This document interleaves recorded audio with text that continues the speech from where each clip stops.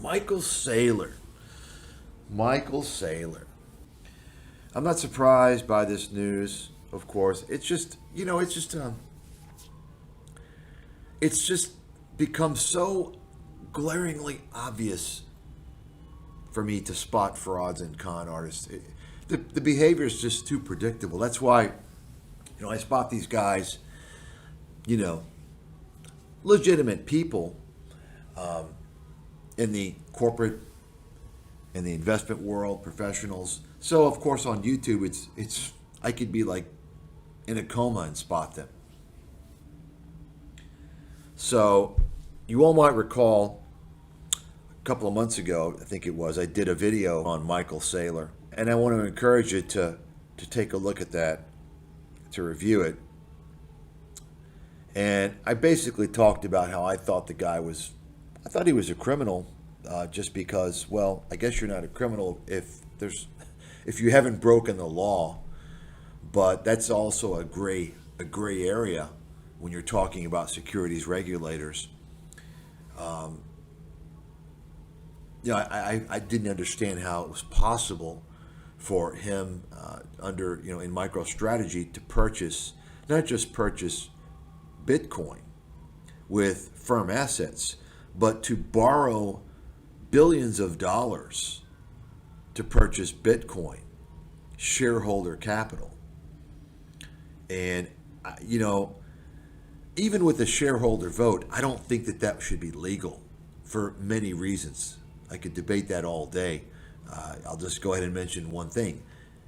Bitcoin is a portal, a platform for harboring, for disseminating, hiding, distributing illegal proceeds from drug trafficking, terroristic activities, money laundering, sex trade. So, but I don't even know that they had a shareholder vote. And these types of people they're too easy for me to spot. He's kind of like a John McAfee, which many people several years ago fell for that con man, and I called him out from day one. Let me just mention John McAfee. I exposed him many years ago, but the first clue that I knew something was up was when John McAfee deliberately made this whole media buzz. He created this whole drama with the media, which didn't make sense to me. And then we find out later on why he did it all, right? And of course, John McAfee was an absolute fraud. I exposed this many years ago. I'll get back to the whole media thing, but let me just mention, and of course this is not on John McAfee, but when you're talking about con artists and frauds and pieces of garbage, it's all connected. They're all in the same circle. But John McAfee, if you look into it, of course, he's noted for, and this is what the media, McAfee Security, which is a piece of shit company, by the way. Now, he was out of it for, 25 years or so. He had sold the company. But here's the point, folks. McAfee never did any of the programming for that company.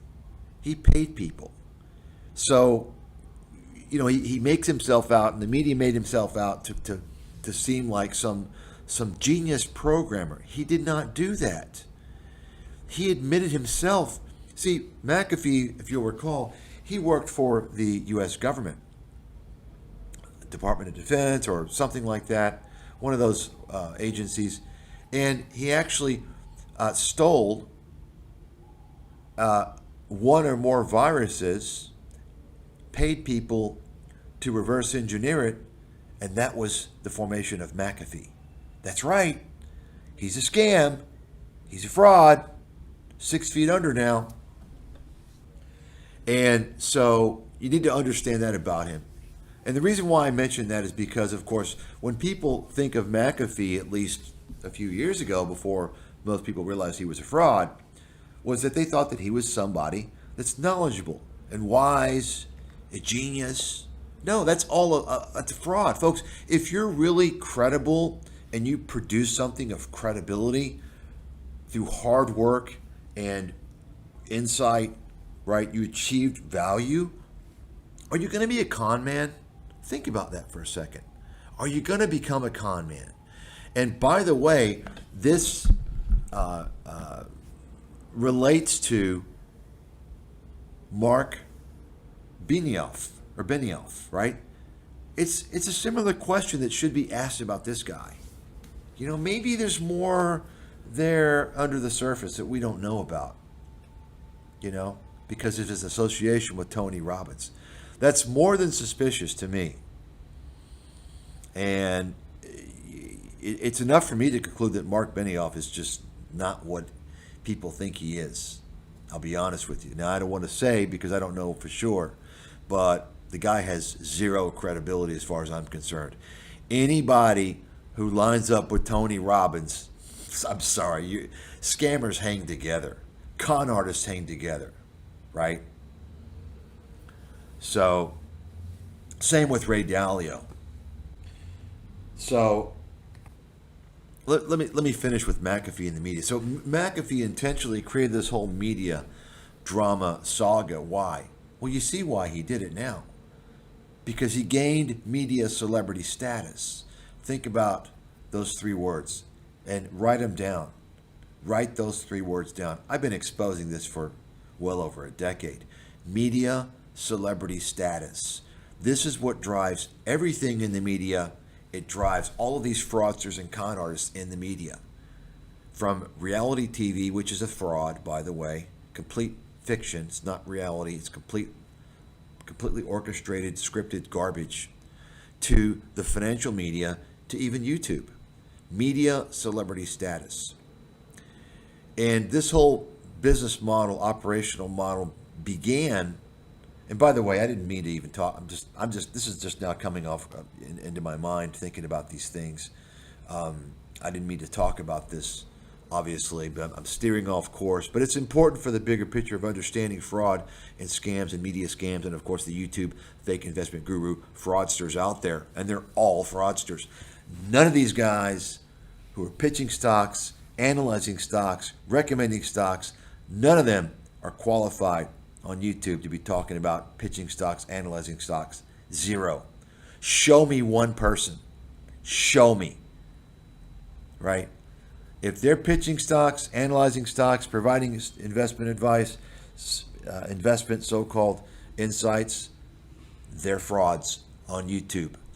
Show me an exception. If you don't already have an ad blocker, please get an ad blocker. Don't empower these pieces of shit, scumbag criminals on YouTube who are partners with the criminal company YouTube and Google. They're partners in crime. That's right. They're partners in crime. If you're monetizing, you're a partner in crime with Google and YouTube. Why? Have you checked the ads on YouTube? How scammy they are? People that are monetizing their channels are partners. They're business partners with the scammers who are pumping scammy advertisements out. Think about that for a second. Think about that for more than a second. Think about that clearly for a few minutes. Think about what that says about these people on YouTube. Ad-based content, media is the devil. It's the absolute worst thing for humanity in the world. So, getting back to McAfee and his media exposure, he created this drama. Why? Well, you saw what he did with it. He leveraged it. He leveraged it into media celebrity status. What did he do with that? Well, the first thing he did was he ran for president. Anybody remember that? Well, I remember that because he teamed up with Alex Jones. And it's funny because there's so many idiots on YouTube who have channels, who watch YouTube, who they fell for Alex Jones. And it took them several years to realize that Alex Jones is not legitimate. Yeah, dildo, but your thoughts, your mind, your judgment was tainted by Alex Jones. And that tells me that you can't redeem yourself. You cannot do it.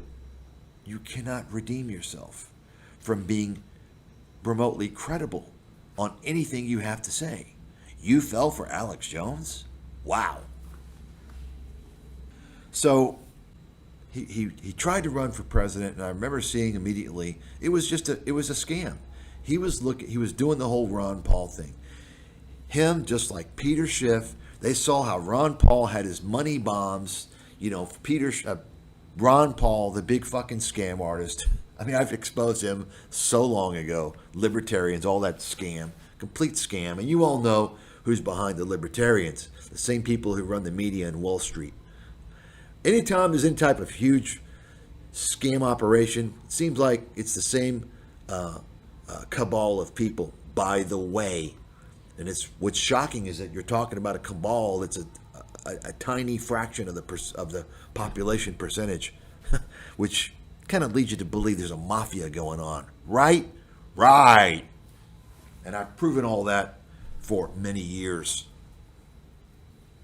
So McAfee, the first thing, and I knew he was a fraud. He was just out to try and solicit donations for his presidential campaign. It was so obvious what an idiot this guy was. Why? Because I took a look at his so-called website for his presidential campaign, and he didn't have anything about issues. You know, if you're going to run for office, you need to discuss your position on various important issues. He didn't have anything on that. So later on, of course, what did he do? He leveraged his media celebrity status, just like, folks, why do you think these guys line up for the media and do as they want? Because they become media celebrities. Reality TV, look at all the real estate scam artists from reality TV. I mean, do I need to remind everybody? Some of them committed felonies. Many of them committed fraud, right?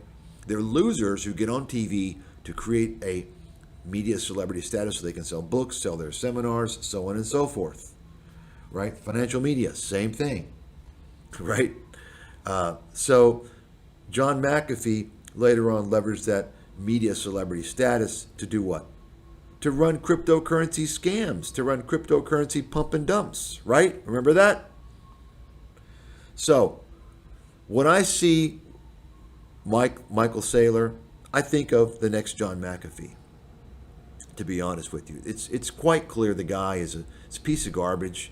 He's just like, folks, he's in the same circle jerk as this Palapatia guy.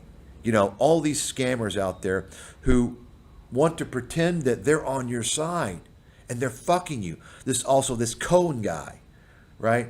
This Cohen guy, the CEO of Chewy, or whatever, the founder of Chewy, and he got involved in Bed Bath & Beyond. He fucked all you little Reddit kids out there, Wall Street bets. He fucked you in the ass. He fucked you. He played you suckers, just like the CEO of AMC.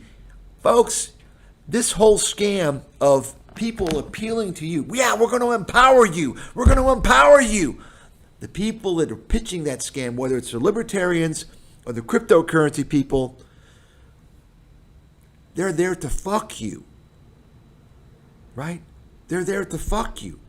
I've seen this over and over again, and people keep falling for it. It's just obvious. You all understand that? You all get that? Right? This Palapatia guy. I knew this guy was a scam the first time I saw the guy. Oh, first of all, he gets the media to make him like some big shot. Oh, he's from Facebook. Oh, a criminal fucking company? And then he says, oh, I quit Facebook because I didn't like what they were doing. Oh, really? You were there with them for how long? How many years? It took you that long? Oh, then give back the fucking money that Facebook stole from people, right? Give it back. Give it back. You understand? It's typical bullshit to lure in the sheep.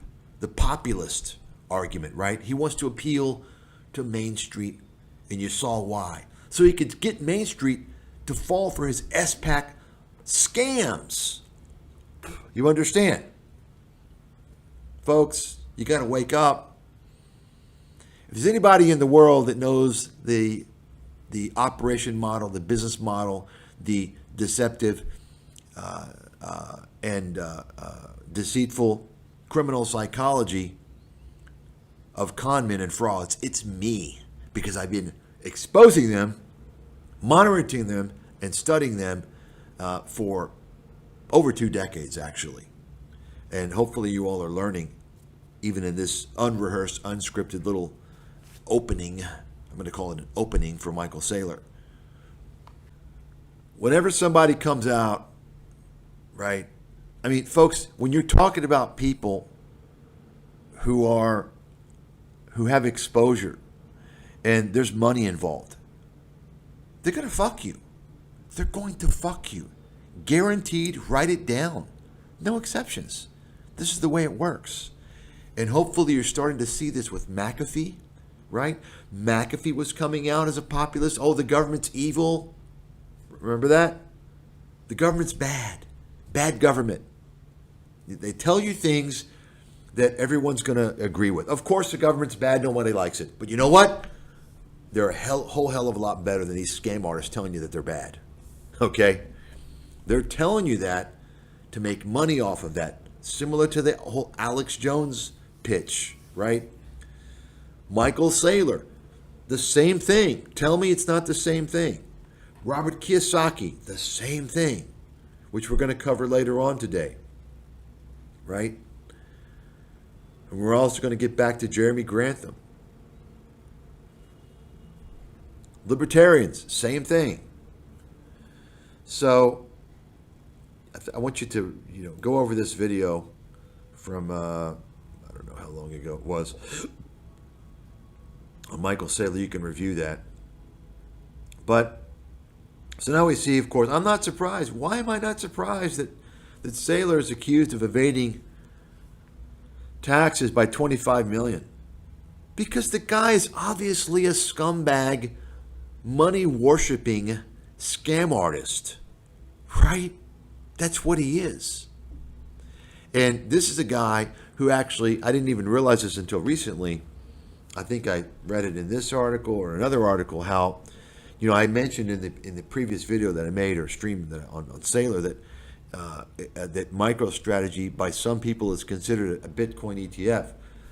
Well, that's because Michael Saylor was basically promoting his company, MicroStrategy, as a Bitcoin ETF. Right? So, I mean, think about that. So why was he doing that? Why was he buying Bitcoin? Because he wanted to appeal to the cryptocurrency kids so that they would support his stock and buy his stock. You understand? He wanted to turn his stock into a meme stock. Tell me that's not a scam motivation. Tell me that's not a motivation of a scam artist and a terrible CEO of a completely useless piece of shit company. If you don't know anything about libertarian, let me just go ahead and tell you this: the secret about libertarian. This basically was created after the Bolshevik Revolution was thwarted, after the Bolsheviks lost power out of Russia, and so you had certain types of individuals who you can imagine who they are, created the libertarian movement. And if you take a look at the history, and you see this, what's her name? This what's that weirdo she male looking Ayn Rands or whatever? I mean, what do you think that, what tribe do you think she's from? And if you look at the libertarian movement, you'll see the same tribesmen running that whole scam. FYI. Okay.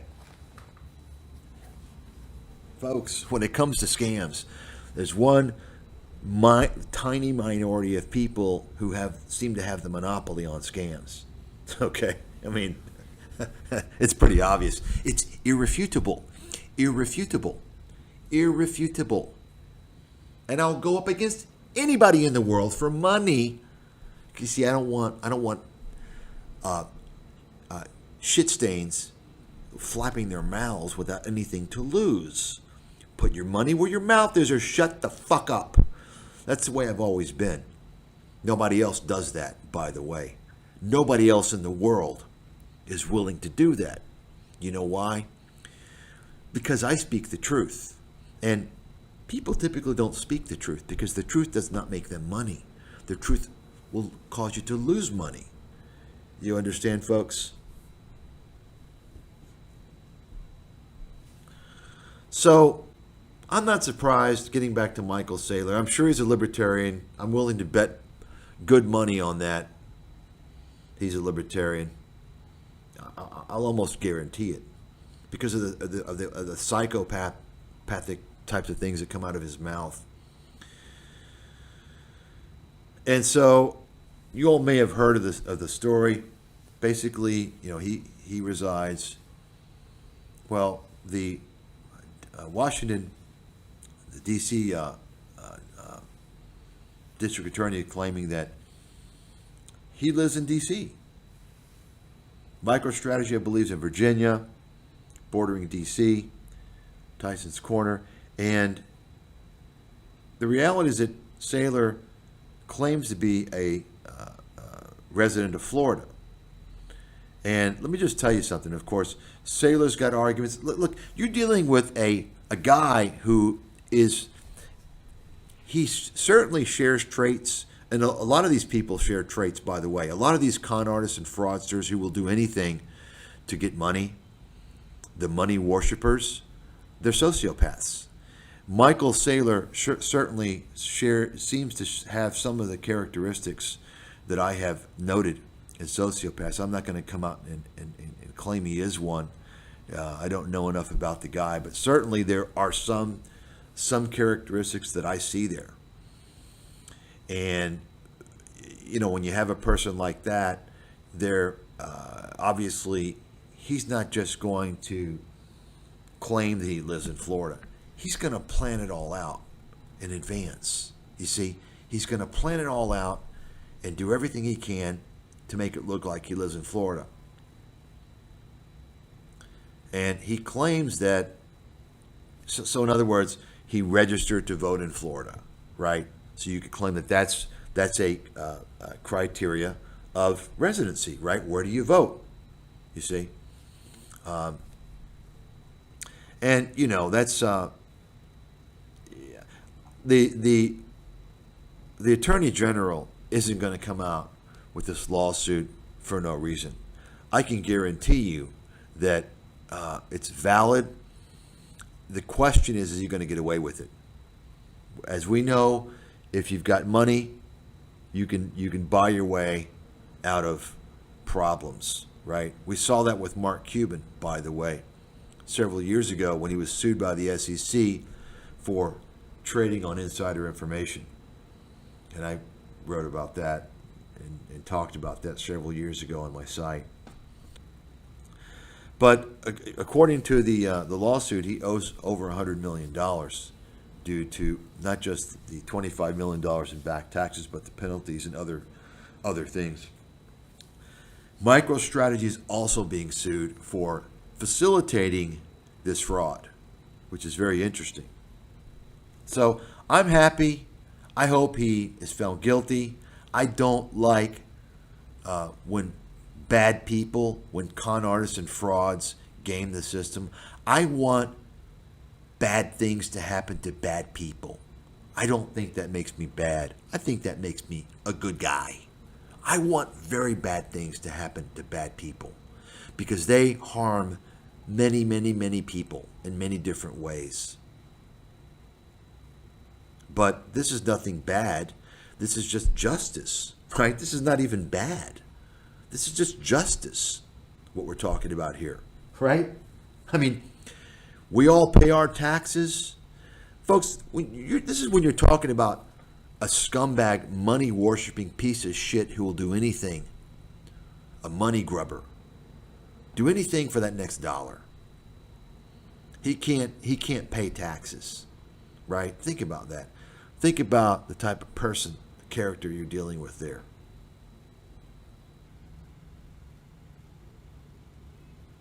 You can just read it yourself. $100 million in unpaid taxes and penalties. I'm not surprised.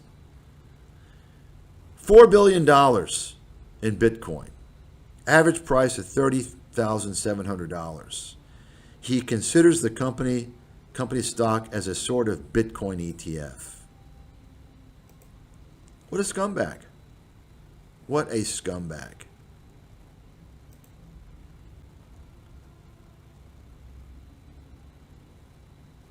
Never paid any income taxes. Think about that, folks.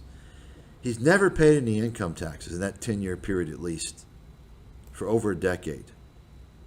Think about that. You know what that means, by the way? I don't suppose any of you will think of it this way. But if you're not thinking of it this way, then you need to start thinking clearly. Most people who are on YouTube can't think clearly. I would say 99% of the people on YouTube can't think clearly. And YouTube is one of the reasons why they can't think clearly. And their brain is melting and they don't realize it. The fact that Michael Saylor hadn't paid taxes for over a decade, you know what that means? That means that your taxes were used to pay for things that Michael Saylor should have been contributing to. You say, well, I don't live in D.C. I don't live in Virginia. So how am I paying for things with my taxes that Saylor should be paying for? Because tax revenue is actually transferred to the federal government. And then it's redistributed, actually. FYI. Okay. So think about that. For every person that doesn't pay their taxes, their fair share, and of course we know the people with the most money are the ones that are dodging the system. They're putting an upward pressure on taxes. They're causing taxes to go up because the various government bodies out there, local, state, federal, are not generating sufficient revenue, tax revenues, right? And of course, it's not just income tax. There's many different ways they can raise tax revenues through fees, various types of fees, and other types of payments, right? I actually wrote about that 16 years ago, the hidden taxes that we would see in the U.S. And of course, I've been exactly right on that.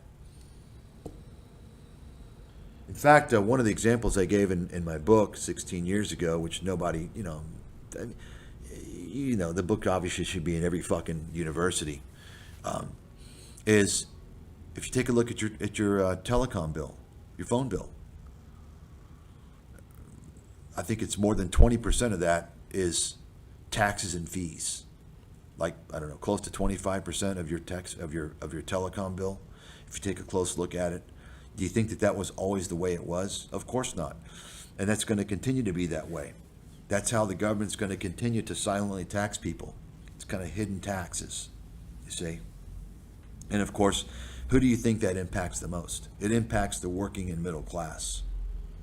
It doesn't impact the very wealthy people, as you can imagine, because a higher percentage of the working and middle class, they're paying a higher percentage of their income to these fees for telecom and so on and so forth.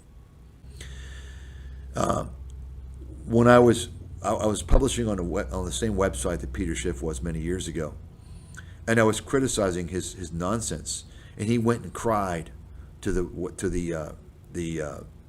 owners of the website to remove the articles that I wrote. That's right. He went and cried. And all I did was just debunk his stupid arguments. Didn't call him any names, didn't say anything. Folks, this is how these con artists operate. They operate by creating this perception. And this is why con artists work in networks and syndicates. The circle jerk. The YouTube fake investment guru circle jerk. If you're noticing, they're all friends. Oh, I'm going to make up everything money. Going to make up with Jeremy. Oh, Tom Nash going to make up with everything money. You understand? Why? Because they're stronger when they're unified. And the reason why is because if they're in a network, then you're going to hop from Tom Nash to everything money to whomever, right? You're going to stay in that little circle jerk, and you're going to keep getting disinformation and dog shit, and you're never going to break out. So you're going to be in this whole realm of false perception that these guys have a clue. So the worst thing that can happen to con artists is to be exposed for the truth.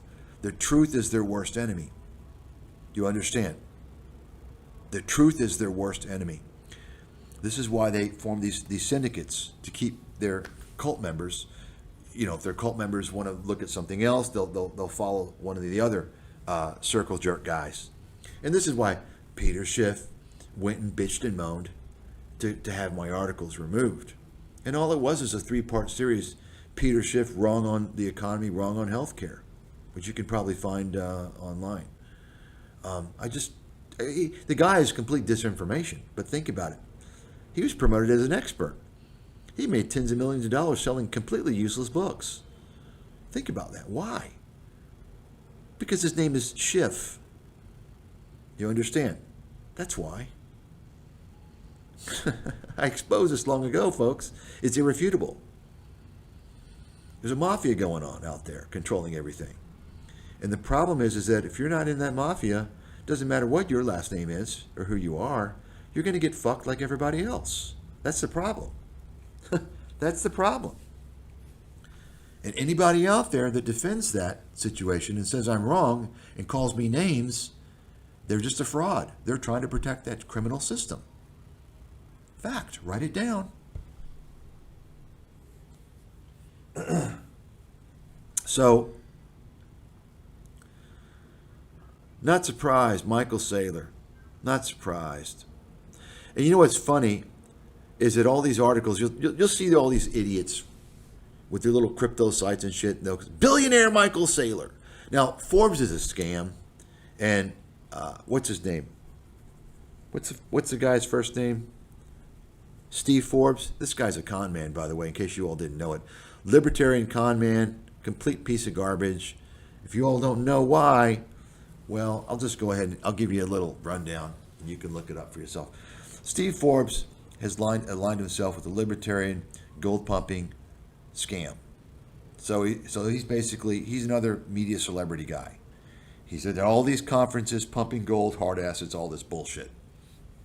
Okay? He's the same as all these other guys, libertarian scammers, FYI. And most of Forbes' articles now are they're not even like professional. They're just like by people who volunteer. And, but I will say this. They're the only one that I've seen recently who has actually stated the truth about Michael Saylor, whoever wrote this article, that he's not a billionaire. He was a billionaire with his Bitcoin bullshit, but he's not a billionaire anymore. Not even close, by the way. But all these other guys, billionaire, billionaire, billionaire. Remember, folks, what I said about, you all know the rule. If you see somebody, they talk about billionaire Mark Cuban. That basically means that there's nothing to say about the guy other than he has money, because he's a fucking loser. Ask yourself where he got the money, how he got the money. I mean, think about it. Obviously, and I'm going to be releasing the stream on Warren Buffett. Warren Buffett is the most overrated investor in U.S. history. There's no doubt about it. No doubt about it.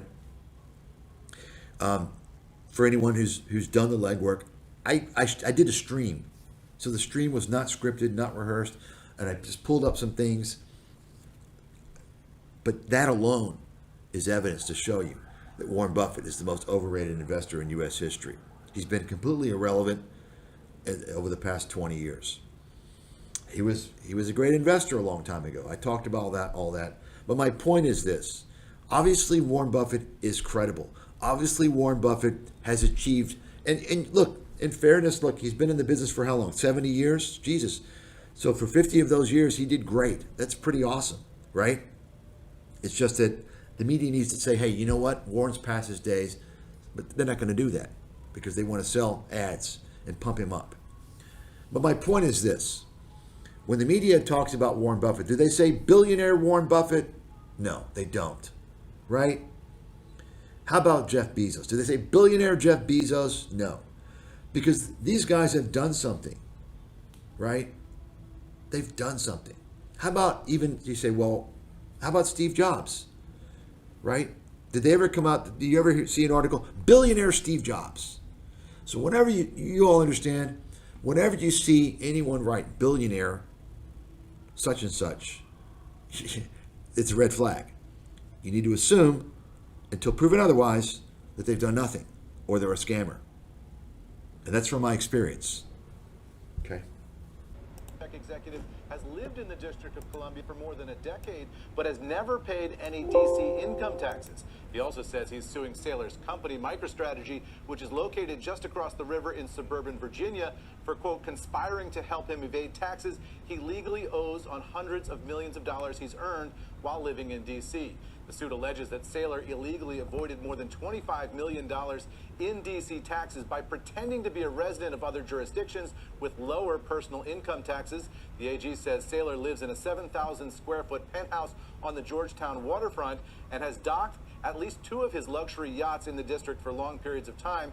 The AG says that the complaint includes detailed allegations that Saylor was physically present in D.C. for most of each year, despite claiming to be a Florida resident, including allegations detailing flight logs from MicroStrategy's corporate jet and location-tagged social media posts. The whistleblower's complaint also alleges that Saylor openly bragged to friends and acquaintances about evading D.C. taxes and encouraged others to follow his example. The AG alleges here that Saylor avoided paying more than $25 million in D.C. income taxes, and he alleges that MicroStrategy as a company actively conspired with Saylor to enable the fraud, including by filing inaccurate W-2s with the address of his property in Florida rather than his home in D.C. And we've reached out to MicroStrategy for its comments on this allegation, and we'll bring those to you as soon as we have them.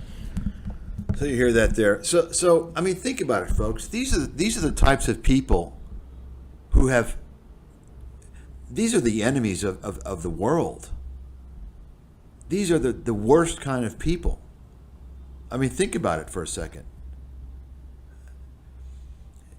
You have hardworking, middle class, working class people who pay their taxes, and they're some of them are struggling to get by, and they don't have the luxury of gaming the stock option system and the whole stock market scam, which is what it's become.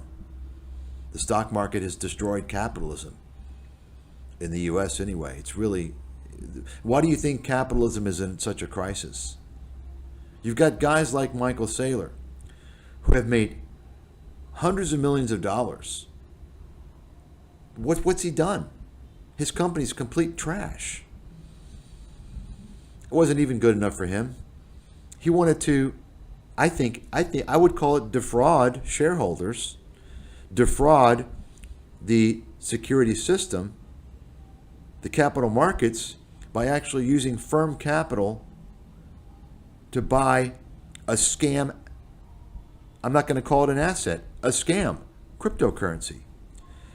And on top of all that, he defrauds the government of taxes.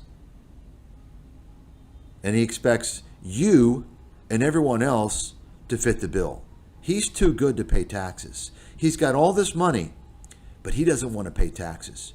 He expects you guys to pay for the police services and the fire department services and other city services. Think about that. These types of people are fucking garbage. They're complete scumbag pieces of trash. And there's plenty of them out there, by the way.